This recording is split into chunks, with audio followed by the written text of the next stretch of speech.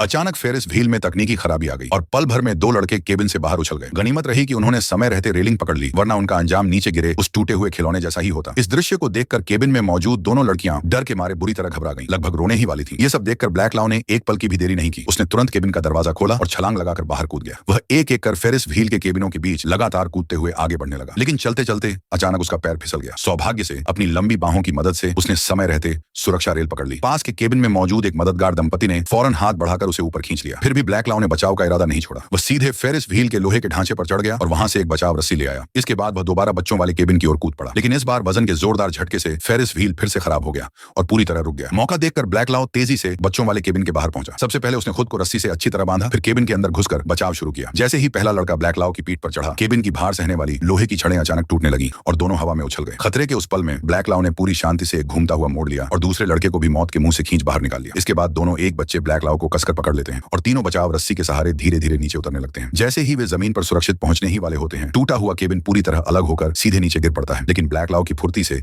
वे इस जानलेवा हमले से बच जाते हैं। अंततः ब्लैक क्लाउन की बहादुर और साहसी बचाव कार्रवाई से दोनों लड़कों की जान सफलतापूर्वक बचा ली जाती है।